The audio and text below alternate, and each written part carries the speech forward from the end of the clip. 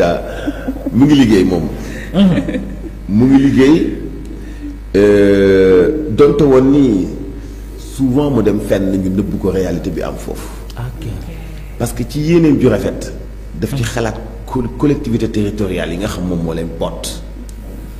alors que la plupart ci ñu koy seq ay njublang lañ ci maire yi nga xam ñoo koy seq ñi nga xam ni mënuñu sax réaliser benn atelier vulgarisateur. ci seen ay diwaan. tu vois des maires yi yoo xam ni Khalifa musuñu def benn réalisation man damay jël exemple sama maire yi muy Sindia jéglul Caajaay am na brigade Sandiara am na brigade Mbour am ñett Saly am Ngaparou am Somone am Ngekoox am Diass am Popenguine am benn dëkk bi amul brigade s'appelle Gandigal ça s'appelle Sindia maire Sindia Gandigal la dëkk ñu jël Gandigal def fa brigade te Gandigal doon as village bàyyi Sindia waaw Kër Maysa Faye Malicounda am na brigade waaw Malicounda am na brigade am na école de formation gendarmerie nationale léegi kon brigade bu Gandigal pourquoi pas Sindia doon dëkk bi gën a lëndëm ci Sénégal guddi kenn du dox Sindia doon dëkk bi ëpp ay industrie ci Sénégal en tant que commune mais doon dëkk bi gën a ñàkk ndox Sindia doon dëkk bi gën a ñàkk emploi te ëpp ay carrières yu ñuy exploiter Sénégal Sindia bokk na ci dëkk yi gën a dellu gannaaw tey liy gaare ci ay camion Sindia moo ëpp liy gaare ci ay camion port sec bi Serigne Gueye Diop tabaxoon fële dëkkam Sandiara lii xoola boobu camion yi doon gaare Sandiara yëpp bàyyi nañ ko léegi Sindia la ñuy gaare boo génnee Sindia tuuti jëm si Dakar benn phénomène boo xam day wane manque de vision bi nekk ci maire yi te boo jëlee exemple maire bu Sindia moom Thierno Diagne mooy jël raw gàddu gi moom moo jël coupe bi moom musuma gis ku am ay limite ba mel ni Thierno Diagne ku ñàkk xam tànk booy fecc ba mel ni Thierno Diagne ku ñàkk qualification ba mel ni Thierno Diagne ku da nga naan sax kii yéenewul dëkkam dara non da nga naan kii yéenewul sax commune am dara yàlla xam na ko ay maire temps yi yëpp am na benn paa bu dëkk Touba Pa Cheikh Gueye mu ngi def ay vidéo partout di dénoncer la mauvaise gestion foncière bu Gandi bu Sindia ay suuf yu mu amoon Gandigal def ay lotissement ñu jox ko kotaawam maire bi ëlbati waa di sàccaat ay këram di ko jaay ay nit non li am ci maire Sindia li ñu ko jàppe woon sax li ñu koy jàppe nii nga def ñetti weer ci kaso bi génnaat man moom ma ëllëm moom ma ëllëm li ñu waxoon lépp moom lañu ko toppee man moom ma ëllëm sàcc yi nekk biir Sindia di def lu leen neex di semer le bordel usine bi defar kaw mu ngi Sindia bi defar Ricouche mu ngi Sindia bi defar fer mu ngi Sindia parc Bandia ngi Sindia non te Sindia puusul paasul bougéwul centimètre yéeme na dama jël exemple parce que foofu laa miin tanewul Ngekoox ga mu nekk nga mu dendal tanewul ICS Daaru Xudoos nga ma dëkk ma tam Ngaparou tanewu ko yéeme na Somone tanewu ko Mbour tanewu ko maire Mbour moom inauguré ay chef de quartier la fa nekk inauguré ay chef de quartier bu bees ñu def ay photo génne chef de quartier inauguré la fa nekk c'est-à-dire man nag maa ngi soog a comprendre nag réalité nguur nekkate opposition du nguur président de la république bu Sénégal lu mu tudd xeex na ñetti at ci injustice yu am ci dëkk yooyu ak maire Sindia bi nga xam ne benn réunion la boo xam ne Diomaye ma nga fa woon en tant que militant au Pastef ak notable localité ba Aly Ngouille Ndiaye mu nga fa woon en tant que ministre de l'intérieur préfet bu Mbour mu ngi fa woon bi nga xam ne moom la ñu yóbbu tey gouverneur de Casamance Tine mu ngi fa woon maire Sindia nga fa woon maire Popenguine meeru Njagañaaw bi wàcc mu tudd woon Gànna ma nga fa woon ñun ñëpp ña nga fa woon président Diomaye Faye ni leen yow meeru Sindia est-ce que wóor na la ni yow ci suuf si nga joxe est-ce que wóor na leen 70 hectares yi indi coow yi ci sa suufu commune la bokk wala déet maire bi ni ko wax dëgg yàlla mën ma koo justifier ma ne ku jóg yëggu moom itam ni Sindia sàccaale na sama suuf kon Sindia sàcc na suufu Malicounda sàcc suufu Njagañaaw mu indi coow li président Diomaye ba mu faloo ba léegi ñi ma tudd du suufu Ndingler. waaw man loolu def na ma kaade. waaye yow réalité nguur bokkut ak réalité biti la fa Aly Ngouille Ndiaye defoon sant ko préfet mu jël arrêté kenn laalu ko. ma nga fay teg. waaw yow réalité du caaxaan réalité leneen la nguur leneen la te nag loolu ñun dañ cay nekk de di ko fàttali. Diomaye ba mu faloo ba léegi doon naa fekk mu teg ay délégation spéciale am na maire yoo xam ni dañoo dëng. te Balla Moussa Fofana mii kanam gi boo gisee da ngay def mel ni ko laa biir dafay niroo ak ko laa biir. non des fois il faut nga kii. ni mu leen di dugale ci di leen jox ay idée di leen jox ay xalaat di leen accompagner maire yi puusuñu paasuñu télécentre duñ ko tabax bay xalaat a tabax wala ñuy contribuer ci li nga xamante ni bii. mooy indi développement ci pôle yi nga xam ni Ousmane Sonko xalaat na ko pour liggéey ci maire yi nopp wuñu gis nga am na ay benn maire yoo xam ni Diomaye pour mu yóbbu fa délégation spéciale war ko hésiter parce que moom da leen a xam c'est-à-dire da leen a xam avant muy nekk président de la République donc pour mu yóbbu fa délégation spéciale du ko hésiter danaa leen abal leen ma dossier diw ñu abal ko mu désigner nit def ko fa. département de xam na ko mu maîtriser na ko de. waaw Diomaye waxatul ci affaire Ndingler dara. ak conférence de presse yi ñu doon def yëpp def na fi ay conférence. Diomaye xeex naa xeex bu dugg boîte vocale maire yi nekk Sénégal di sàcc lampadaire yi sàcc nañu ko lampadaire demal ci commune yi lampadaire solaire yi fu leen nu leen neex la ñu koy monter. dëkk commune boo dem penc ma fa nekkoon espace public ba dagg nañu ko ay centre commercial jox ko ay homme d'affaires mais man président xanaa maire yi daa am fu ñu ko dugal. président Diomaye est-ce que amul fu ko maire yi dugal.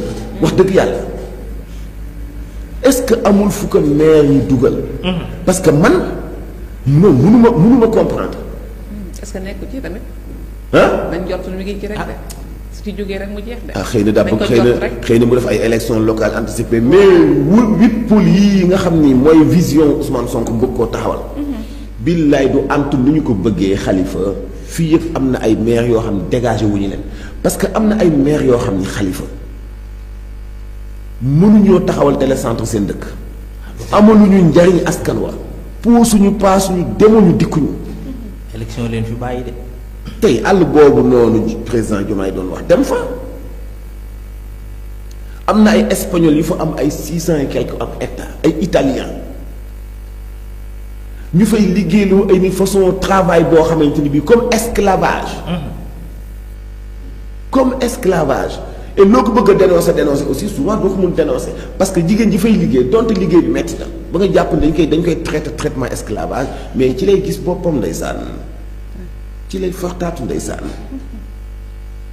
ci lay fortaatu donc war nañu ko xoolaat ñi ma gis nii maire yi ma gis nii du ñoom ñooy réaliser kenn seen 8 pôles yi nga xam ne liñ ci bëgg mooy taxawal ko def ci alal boole mbay mi ak sàmm gi def fa ay petites et moyennes industries pour mën a connecter directement primaire ak secondaire et directeur Sogas bi muy def Sogas. ba léegi mu fa. dañ ko fàtte. ñu mel ni ku ko fàtte. dañ ko fàtte de. abattage bi am Sogas nga xam ne moom moo jëkk nekk premier directeur bu taxaw ni xoolal ñiy liggéey secteur primaire ñiy liggéey bu ñu liggéeyul bu mu leen tee rey seeni nag jaay maanaam Sénégal Dakar am ay fan wala semaine boo xam ne nag ya ñuy lekk mën naa doon posan yenn saa yi nga gis ay nit yu filmé ay mbaam yu ñu rey di ko jaay ci marché bi. ay muus yu brochette. ay muus yu ñu brochette. mooy gay. yow maire yi ni ak benn man xawma lu am na ay benn DG lu ñuy def fa ñu ne ba léegi man moo ma jaaxal affaire bi amul sentiment amul ragal lépp lu fi Macky Sall bàyyi baaxul. am na ñoo xam ne seen cumbukaay baax am na ñoo xam ne seen cumbukaay daa baax. waaye ban cumbukaay état daa xaj ci cumbukaay bàyyi lañu caaxaan état xajul ci cumbukaay fii kenn gënu fee toog Farba Ngom. mais Farba itam kenn tudd ko ba léegi de. ba ñu levee immunité ba léegi. coow yu bari na bari. waaye yéen voilà. coow li muy bari bari. waaye yéen ana coow ana Farba ak coowam li. fay na ko bu yàgg da ngeen ko yëg. yeex na de kenn waxul. fi mu ne yëf yi yan nañu ko Moustapha Diop. waaw yàgg na waaye moom itam ci mukaay de. fay na ko bu yàgg. tey coowal Moustapha Diop fay na coow waaye Farba bi ñu levee immunité parlementaire ba léegi. kenn waxaatul kenn convoqué boobu la coow li yeex. kenn def ko dara. te amatul balaa ñu kii nag bu tax nit ñi bañ koo convoqué nag moom. waaw 125 milliards. waaw ak a pare. parce que ci mbukaay ma baax. waaye yéen ana dossier Farba. dinañ ko wóol nag nañ ko bu yàgg. dinañ ko wóol de. est-ce que ñu tudd ko sax wóor na tey ñoo tey. baax na baax na. Farba kenn tuddatu ko.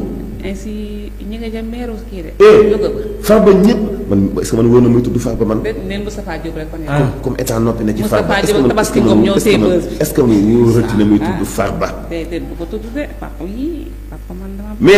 mais Badou ana Farba. mais yow Seynabou Sow ana Farba. tegaat dañ ko ci suuf bi en tout cas. mais Moustapha Sylla ana Farba.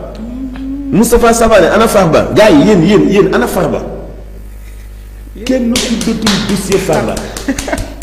Moustapha Diop Tabaski Ngom. Moustapha Diop daal lañ Tabaski Ngom. Moustapha itam tudd ko taxul nga doon am ci am loxo de. Moustapha. daal moo gën a pare.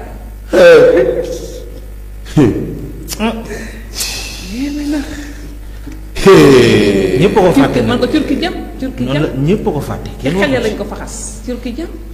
billaahi Sonko sax fàtte na Farba. dégg ko turki jam. non man il faut moo Ousmane Sonko foog ma woo Ousmane Sonko ni ko mais non kan mooy procureur kii bi pôle judiciaire bi Farba. waaw man tam sob naa de. man seeg ñu ma ëpp doole ñoo ko tuddatul ma fi nekk di ko tudd man tam. kenn waxu ci de ñëpp a ci maandu de en tout cas. ñëpp a ci maandu. xaaral ma noppi. jàpp na ni moo gën. waaw comme ñi koy topp ba lever immunité parlementaire am ñi muy tuñ ko tudd. bàyyil ma bàyyi ko. bàyyil ma bàyyi ko man bàyyil ma bàyyi fa. ñu bàyyi noonu. Xalifa. wóotul. en tout cas daal. kon nag ñu gën a fas yéene kaay ko. participation. ana Farba. dossier Lat Diop la ñuy tuddee. dossier Moustapha Diop. Tabaski Ngom. mais levé immunité ba mu jàllee boobu la ci nit ñi pare. kenn waxatu ci. waaw Fatim yow Ndiaye wax dëgg de nee Diop noppi la ñu laa soxla bàyyil ma noppi. bàyyil ma noppi. demande sociale la de. bàyyil ma noppi. tudduma la de Ngom tudduma la et puis xoolal Xalifa même boo yi doon def manifestation añam ba ñu jàpp leen démb gis naa bi fu ma liir ñu ni même procureur bi demandé na taf pour ñu tëj booy ku nekk xuma ñaata 1 an defe naa. am na sursis yaakaar naa am na ferme. xuma ñaata weer ferme ak sursis la yaakaar. waaw déjà mais léegi dañoo fàtte ki waral coow li. mais ndeyu mbili ji ndeyu mbili lañ fàtte. léegi ndeyu mbili ji mu ngi mën a yem. pourtant loolu c'est-à-dire que bu leen neexoon ñu woo ko tey 11h. mais wuy ma mais gars yi dañu ko lëru fàtte quoi. coow li démb la de kenn tudd ko nag et pourtant. Xadi Sall nee na naa noppi. def ni gars yi def. waaw gisoo kii Siré nee na moom depuis ñu levé immunité parlementaire moom faaletu ko moom Siré Ndiong nee na faaletu ko ñëpp ko fàtte. dañu ko nobee. c'est-à-dire wuy ma dañu dindi mbalaanal kiiraay bi tax ñu am accès ci moom ba noppi après seexlu koo lal. toog ko seetaan. léegi bi mu ne lañu ko ñëwee te xëpp ndox. ay Farba. baax na. ko baax na. ah Moustapha fàtte nañu ko waaye. ba mu sotti. Moustapha fàtte nañu ko waaye. fàtte nañu ko waaye ça traîne fàtte nañu ko waaye. kon nañ jàll ci li gën a fës ci yéene kaay yi kon maam Khalifa ñu daal di koy ndorteel l'observateur fan la ñëw ak ñun. waaw Cheikh wax na dëgg séparation de pouvoir waaw ministre kii procureur bi Sylla. waaw monsieur Sylla. gars yi fàtte nañu Farba de.